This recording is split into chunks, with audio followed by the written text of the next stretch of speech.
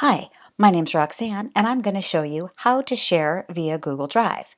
The first thing you want to do is go to your web browser. I'm here in Chrome, which I highly recommend for any Google app. Once you're at your address line, you want to type in drive.google.com. This will take you directly to your Google Drive. If you are already signed into your Gmail account, you can come up to the top right of your screen and click on the Apps Launcher. I call it the 2D Rubik's Cube. It's the 9 squares all stacked on top of each other. And when you click on that, that is your Apps Launcher. It will open all your available apps. You can click on Drive, and that will take you there as well. Now, before you begin sharing, you want to make sure that you are in the proper Google account. I have several Google accounts, and I want to make sure that I'm signed into the proper one. It turns out that I am. I'm signed in at stonybrook.com. So now that I'm in my Drive, I have to select the document that I want to share. I happen to want to share this most recent document on classroom management. So I want to open up that document with a double click. And once I'm in the document, I go up to the top right of the screen. And as soon as this share button turns blue, this is where you're going to share. So you click on the blue share button and you come up with this little menu here.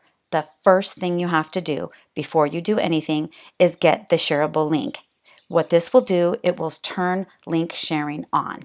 If you do not turn on your link sharing, nothing will be able to be shared. So now that my link sharing is on, I have some options here. I can change the access of how people will see my document. They can either view it, or they can view it and comment, or they can edit it, which will allow them to collaborate with me and anyone else that I give the editing privileges to. So in this case, I'm going to click the arrow down just to the right of Can View, and at the bottom I'm going to click More and open up some more options. This will give me all the options that are available. I can have it be public on the web. That way anyone on the internet can search for it and find it without any sign-in. Or I can say anyone with a link. That way, if I give the link to someone, then they have access, but they still don't have to sign in. Or I can say I only want someone in my G Suite organizational account. Or I can even limit it further and say anyone within my organization, but as long as they have the link. Or I can just say off, I only want to give it to certain people, and I'm just going to exclusively give it to those certain people. So in this time, I'm going to click on anyone with a link. That still gives you control because no one can see it or comment on it or have editing privileges unless you have actually given them the link. So once I'm here, now I go down to click on the access. This access spot right here, no sign-in is required. Keep in mind, if the person that you share with does not have a Google account, the only access they can have is Can View. In order to comment or edit, they must have a Google account and they must open the document inside their Google account. So right now it says everyone can view. Now if I wanted to let everyone comment, I would click comment. This means they can view it and they can comment on it. And up here in the top right corner, just to the left of the share button, this is your little comment icon. You can click on that. You can highlight any portion of the document. Then you can send a comment directly to the owner of this document and back and forth. Anyone who has the sharing access on this document will also be able to see and share links. And the ultimate access is can edit. That means anyone who has access to this document can edit this document and the actual document will change. 3 people can have privileges.